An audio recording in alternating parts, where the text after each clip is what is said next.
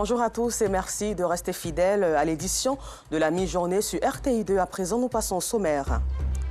Les femmes de la région de Gbeke invitées à être plus autonomes à travers la deuxième édition du Salon international de l'autonomisation et de l'innovation féminine SAPEF. Et puis au Tchad, une trentaine de djihadistes ont été tués dans le bassin du lac Tchad par la force multinationale. Du 22 au 28 août prochain, la ville de Boaké, dans la région de Gbeke, abritera la deuxième édition du Salon international de l'autonomisation et de l'innovation féminine SAPEF. À cet effet donc, le commissaire général et les autorités de la ville ont procédé au lancement du SAPEF. C'était à la salle des mariages de la mairie de Boaké le vendredi 27 mai dernier. Clément Boko nous fait le compte-rendu. Fatima est étudiante à l'université Alassane Ouattara de Boaké. En quête d'une autonomie financière, elle a mis en place un kiosque à café mobile qu'elle a baptisé Délice Café. L'idée m'est venue du fait que, en tant qu'étudiant, il arrive parfois que nous sommes vraiment fatigués lors des cours, lors des CM, lors des compos. Et nous commençons à dormir dans les amphis. Au vu de ce constat-là, j'ai décidé de mettre en place ce projet-là pour permettre à mes camarades de pouvoir être toujours en bonne forme quand ils viennent au cours. Une initiative saluée par ses clients. L'entrepreneuriat, c'est très important. Elle peut s'autosuffire et employer même encore à travers ce domaine aussi. La jeune entrepreneur a à son actif 2 kiosques à café. Pour accroître ce nombre, elle a besoin d'un financement. D'où sa présence au Salon international pour l'autonomisation et l'innovation féminine SAPEF. Comme Fatima, les femmes du quartier Air France 1 prennent part au SAPEF. Réunies au sein d'une coopérative, elles transforment le manioc en divers produits dérivés. Nous produisons de la téké, du placali, du gari, la farine panifiée et du tapioca. La valeur ajoutée qu'on veut apporter à la plupart de nos produits est qu'on veut ajouter des épices au niveau de la téké, des hydratées par exemple. Aujourd'hui, la coopérative ambitionne d'atteindre le marché européen avec ses innovations, d'où l'adhésion massive des femmes du Gbeke au SAPEF, lancé ce 27 mai à Boaké. Si nous voulons que nos mamans, nos jeunes qui veulent s'adonner à l'agriculture soient aussi à l'aise et heureux dans leur famille, il faut mécaniser l'agriculture. Il faut mécaniser tout ce que nous allons faire, de sorte que les quantités qu'on nous demandera en Europe, qu'on arrive à atteindre cela. Le commissaire général, lui, annonce les couleurs de cette deuxième édition. Nous avons des journées thématiques pour donner des conférences et des ateliers, ainsi que aussi des panels pour expliquer aux femmes des thématiques vraiment très importantes en ce qui concerne l'autonomisation et l'innovation de la femme. Pour cette édition, il y a 4 concours. Le concours de l'innovation, le concours de la transformation des produits agricoles, le concours culinaire et le concours des défilés de mode. Pour les femmes, c'est un moment important pour valoriser le fruit de leur labeur. Nous voudrons avoir de bons financiers qui nous comprennent, qui voient les réalités du terrain et en cela pour qu'ils puissent nous accompagner. Le SAPEF est prévu du 22 au 28 août prochain dans la ville de Boaké. 1 582 346 candidats repartis dans 4013 centres sur le territoire national pour les examens à grand tirage, notamment le CEP, le BEPC et le baccalauréat session 2022. Et ce lundi 30 mai, Maria Toukone, ministre de l'Éducation nationale et de l'alphabétisation, en présence des acteurs du système éducatif, a procédé au lancement officiel des examens tout en rappelant à agir ensemble avec responsabilité pour des examens de qualité pour une école de mérite. Clarisse Kognana, Georgette Ido Fofana. Les examens scolaires pour la session 2022 lancés.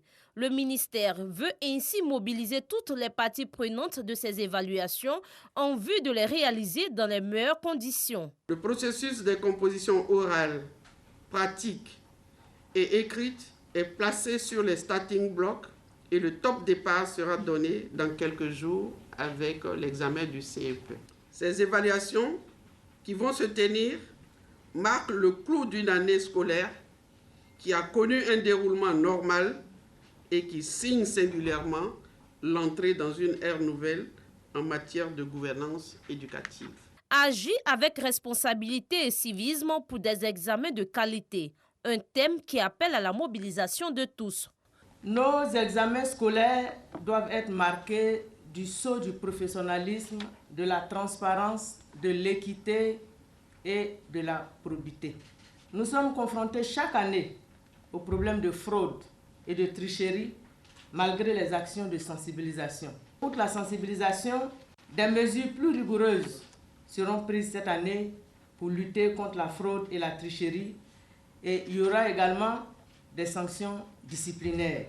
Une rencontre marquée par la mise en route officielle des acteurs aux examens scolaires et la remise de kits de sensibilisation contre la fraude aux élèves et parents d'élèves. L'évaluation de la session 2022 concerne 1 582 346 candidats qui composent dans 4013 centres répartis dans les 41 directions régionales et départementales de l'éducation nationale et de l'alphabétisation.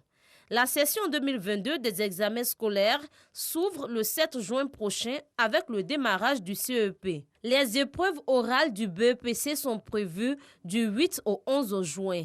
Quant aux épreuves écrites, elles démarrent du 13 au 17 juin. Les épreuves orales du baccalauréat sont prévues du 21 juin au 1er juillet et les épreuves écrites du 4 au 8 juillet.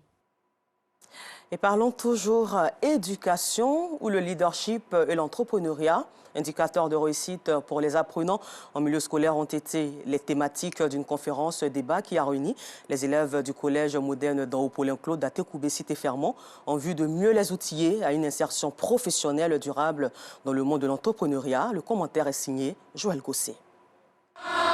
Ils étaient nombreux, les élèves du premier cycle et second cycle du collège moderne de la Cité-Fermont dans la commune d'Atekoubé à prendre part à cette rencontre d'échange et d'information sur l'entrepreneuriat en milieu scolaire.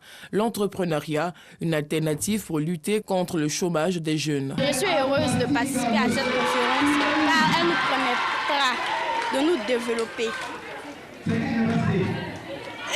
demain de créer nous-mêmes notre entreprise afin que nous puissions aider les gens qui n'ont pas de travail. Cette journée de formation et de sensibilisation à l'entrepreneuriat vise à inciter les apprenants à développer et consolider des savoir-faire, savoir-être et savoir-agir. Les enfants sont tout petits, ils sont en 6e, 5e, mais nous voulons leur inculquer cette notion.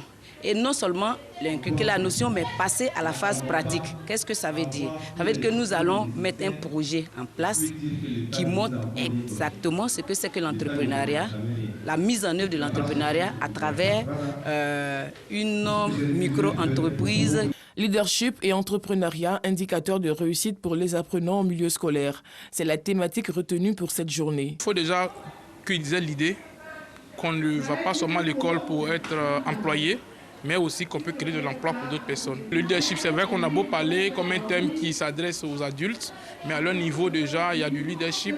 Par exemple, quand on prend un chef de classe, la manière dont il dirigera la classe permettra de savoir s'il est un bon leader ou pas.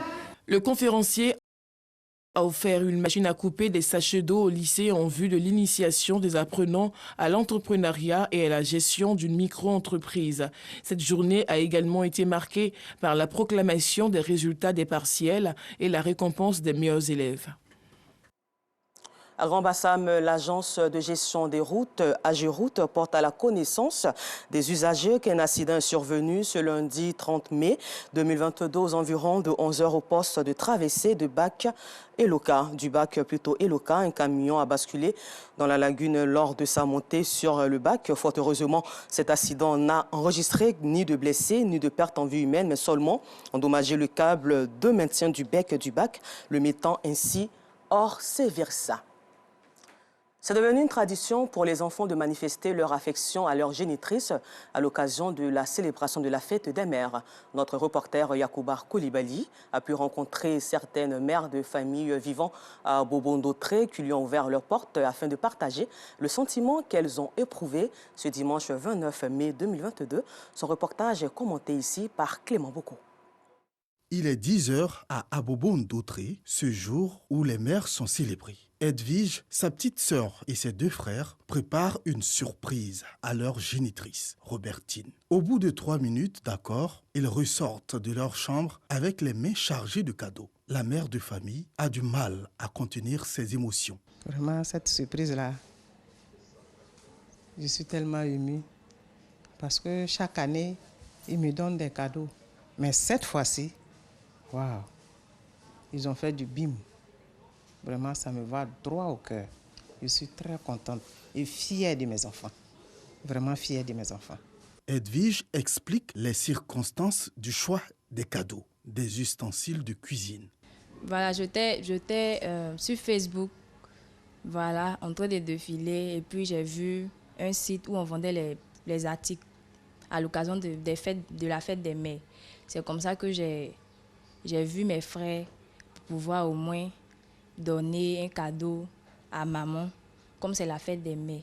Voilà, donc j'ai proposé ça à mes frères. Ils étaient pour le cadeau. C'est comme ça on a acheté, on a commandé. Et puis, on lui a fait un cadeau. Chaque année, nous concertons pour donner un cadeau à maman. Issouf, fils adoptif de Robertine, quant à lui, il trouve une opportunité de bien déguster les bons plats dans de belles assiettes. Quand la sœur, elle m'a montré, elle a montré à mon grand frère. Et ensuite, mon grand frère m'a fait signe. Donc, il a vu que, bon, on sait que maman concernant les plats, c'est la meilleure, quoi, en fait. Donc, du coup, il a vu que c'était encore plus bon, quoi. Toujours dans la commune d'Abobo, Ndri ne cache pas sa satisfaction face au cadeau qu'elle a reçu de ses 6 enfants. Je suis content. Je suis heureux même, je suis content. J'ai prié pour mes enfants pour que prochainement, ils puissent me donner beaucoup plus que ça. Pendant que ces mères sont célébrées, certaines mamans semblent indifférentes face à l'ambiance qui prévaut. Thérèse et Blandine, toutes 2 mères, n'ont pas reçu de cadeaux de leurs enfants. Pour cause, le manque de moyens financiers de ces derniers. Mes enfants n'ont pas encore les moyens pour m'offrir des cadeaux, donc ils m'ont souhaité bonne fête. Mes enfants n'ont pas les moyens encore de m'offrir des gâteaux, parce qu'ils sont à l'école. Tout comme elle, Mama Koulibaly, mère de 8 enfants, dont 5 garçons et 3 filles, en pleine cuisine, se réjouit de la marque de bienveillance de ses enfants à son égard, à défaut des cadeaux. Les enfants n'ont pas eu de cadeau pour me donner. Gros cadeau qu'on m'a donné, elle m'a appelé pour me saluer. C'est bon cadeau que je priais pour eux. Rendre hommage à sa génitrice en offrant des cadeaux ou le démontrer à travers un geste d'affection, autant d'imagination que enfants et papas utilisent pour exprimer leur preuve d'amour à leur mère et aux épouses. Hors de nos frontières, au Tchad, une trentaine de djihadistes ont été tués dans le lac Tchad, aux confins du Nigeria, du Niger, du Cameroun, dans 2 opérations de la force conjointe de ces pays. En République démocratique du Congo, une série de manifestations a démarré le lundi 30 mai et ces manifestations visent le Rwanda qui est officiellement accusé par le gouvernement congolais de soutenir le M23, un groupe de rebelles dans des combats en cours dans l'Est contre les forces armées congolaises. Et puis à l'international, les Colombiens ont clairement choisi le changement le dimanche 29 mai. Lors du premier tour de l'élection présidentielle, le candidat de gauche Gustavo Petro, 62 ans, a obtenu 40% des voix. Il sera donc opposé au second tour le 19 juin à Rodolfo Hernandez, 77 ans, sans étiquette et sans parti politique, qualifié par certains de populiste, qui a obtenu 28% des voix. Voilà, c'est tout pour aujourd'hui. Encore merci à vous et bonne suite au programme sur RTI2.